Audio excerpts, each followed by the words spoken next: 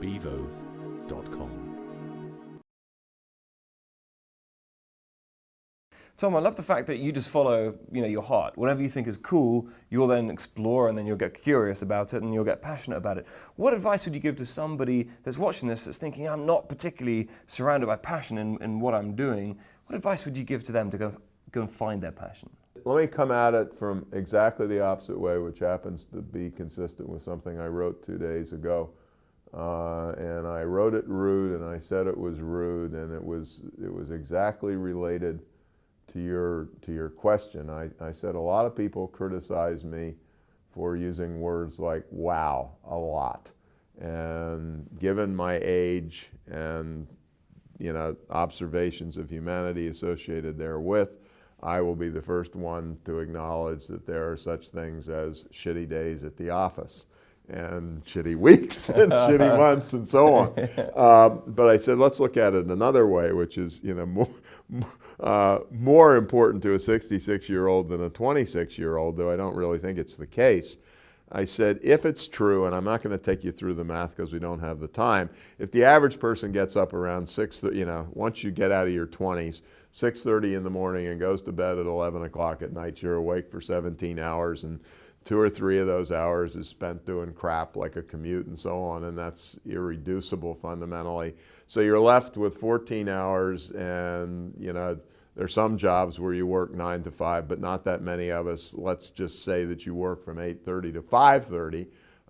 You're fundamentally alert for 14 hours a day, and 9 of those hours are spent at work.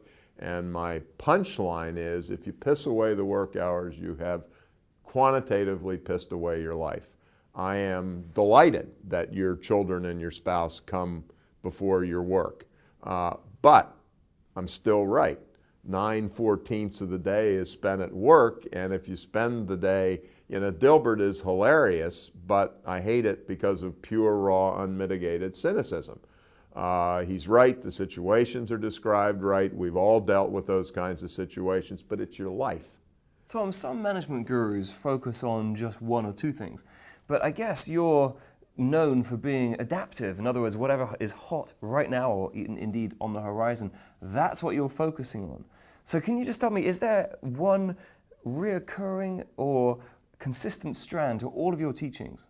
I really think some of the themes like the action orientation and the people thing have stayed there as the bedrock to the bedrock. But there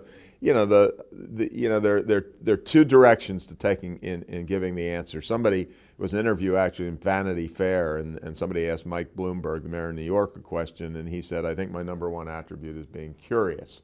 I owe it all to my mother. She turned me into a reader by the age of 4.5, and there's nothing that I'm not interested in. I have unfairly sometimes compared myself to the strategy guru Michael Porter, and said fundamentally Michael is a deductive thinker. He sits in a tower, which is not true, but he thinks a lot and creates frameworks. If I go my entire life without a framework, I will be thrilled, even though I'm a German who was trained as an engineer and worked at McKinsey. I get passions for something, and I don't give a damn whether it fits in a framework. The guy who used to do the management column at the Financial Times was a guy by the name of Chris Lorenz. And long before it became popular, like 81 or 82 or 83, and he was a big figure over here, became fascinated by industrial design. Well, Chris was a pal, and I got turned on by what got him turned on. I am the least artistic person God ever put on the world. And also, incidentally, I was working with Apple as a consultant way back in 81 and 82. But it was one of those. And I thought, this is cool. And so I chased it, and I got turned on by it. And I talk loudly. And so, a few people listened, and it became, same deal.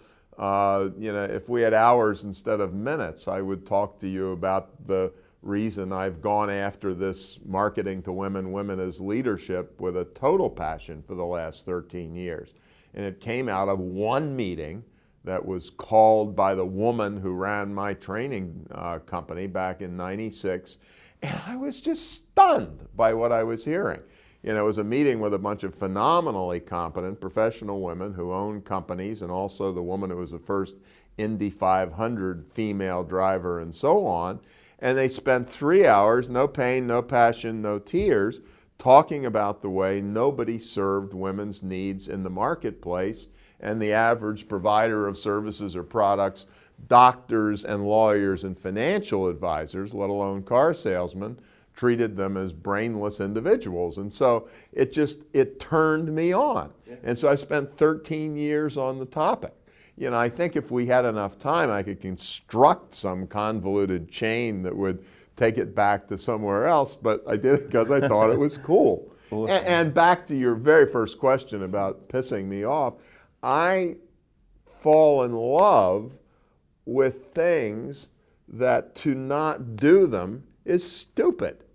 You know, I'm not interested in the women's thing because of social justice, or if I am, it's my own political views that are none of your business, and that's what I practice in my private half. I'm interested in it because women buy everything, and male-dominated product development, marketing, and boards pay no attention to them. There's a term for that: stupid, idiotic, insane, brainless. And the same thing is true with the design stuff. And you know, 3 or 4 areas that I have indeed gone off on these multi-year rants. It's, you know, somebody said, why are you interested in design? And I said, because I think cool things are cooler than things that aren't cool. And I think that you can have cool things that cost $3.75 as well as iPods and Apple computers. And I featured at my website a while back something that's called the Tough Enough hammer, and it's a little gorgeous hammer, but it has a handle that's only that long, but the same heavy, exact same weight. So for those little tasks, which some of us occasionally do, where you don't have any space for a handle that's that long, you lose some of the leverage. I understand that, I was trained as an engineer. But it's a gorgeous, it's a work of art, works brilliantly, and it's cool, and you don't have to go to Neiman Marcus or Tiffany to buy the damn thing. Yeah, because you also say, I understand, that you can be passionate about design and not necessarily work for Porsche or Bugatti, but rather, even if you're in charge of an accounts payable department or a Six Sigma department of 12, 13 people, you can still be passionate about design. Absolutely. I mean, there is no place where, well, to look at that, coming at it in a reverse way, I own an office building in Palo Alto, actually the only good decision I've ever made in my life. And my tenant is BMW, and it's their Silicon Valley outpost. BMW spent ridiculous amounts of money on, and the lease may or may not last forever. They actually signed a 5 or 10 year lease on redoing this 2,500 square feet, which is what, 170 square meter space, because their buildings and their offices look like their cars. And it's, you know, consistent all the way through. And if you were a software vendor excited about working with BMW, would you be excited about going into a trashy building? And their theory is, if you want to work with BMW, it's because you're sucked into the sexy aura of the whole place. And so I think I think that's critical. It is calling. It's business processes. I was listening. This guy went to a conference a while back, and I know I'm directionally right, and I think I'm actually exactly right. The mayor of Lisbon spoke, and as is true in a lot of places and in bureaucratic nations, find one that's not. The licensing of a small business had taken 17 departments in 17 weeks, and that's not accurate. Actually, it's probably worse. But he reduced it to a 15-minute process that was all done online. Now that's design. That's beauty, at least as much as anything that's ever come out of Apple. You know, I read Business Week and Forbes and The Economist, but some of the coolest stuff that I run across is if I'm giving a trade show speech to the International Dairy, Deli, and Bakery Association, I read their journal. And their journal has more good stuff on, quote, experience marketing than the last 20 years of Forbes, Fortune, Businessweek, Inc., Fast Company, and the Wall Street Journal combined. I mean, that's where you find it. Some guy doing a deli in Eau Claire, Wisconsin. Yeah. And so, point being that those stories are available to all of us. There was a guy in Watsonville, California. There's a company called Granite Rock Company. They are aptly named. They do asphalt, concrete, road rock, dullest stuff in the world, and the highest level quality award in the United States is something called the Baldrige Award. They won one. I had the best customer training experience, teaching training at that company that I've had anywhere. And these are guys who drive concrete mixers. The guy who runs the company had asked people to prep for my 2-hour seminar. And he said, over the next 2 weeks, I want you to record the best and worst service experiences you have in life. A dirty washroom, restroom at a movie theater, a great little exchange with somebody who returns your dry cleaning, and all the other things that are part of life. And so we spent 2 hours translating the laundromat experience to the world of delivering concrete. Now, the point relative to your question, and again, so I'm not driving a concrete truck. I'm a cipher in the purchasing department at an insurance company. I'll bet you can do the same deal, that from life, you can come up with 25 ideas that would, take a project and twist it this way or that and potentially make it exciting.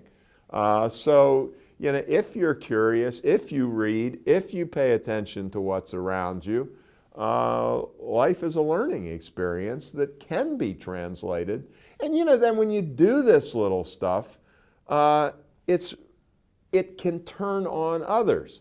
If I tell you that and you're my boss or even my peer, but you've been around longer, if I tell you that the way this process works is really stupid, that's not going to turn you on. Well, one of the classic cases, oddly enough, one of the best run healthcare system in America is the Veterans Administration.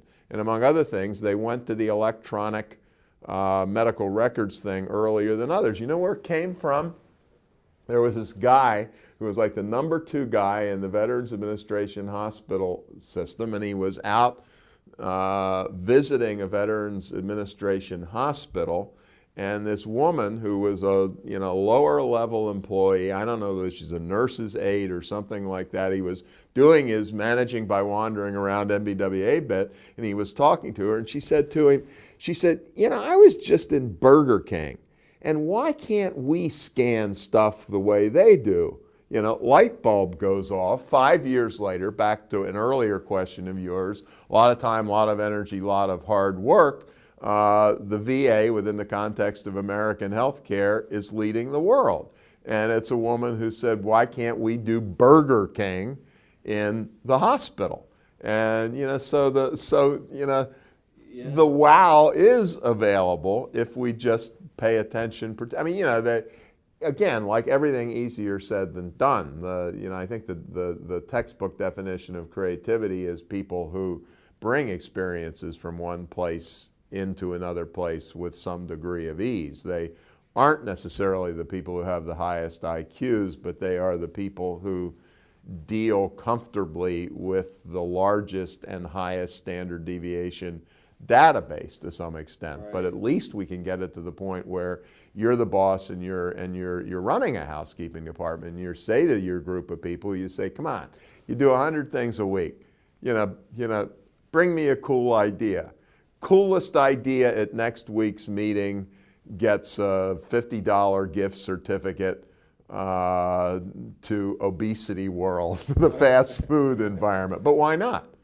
And you'll have people killing themselves to bring in a good idea. And in that housekeeping department, a $50 gift certificate to Walmart, where you can buy anything in the world, that ain't no small deal, and particularly in a difficult time. Bevo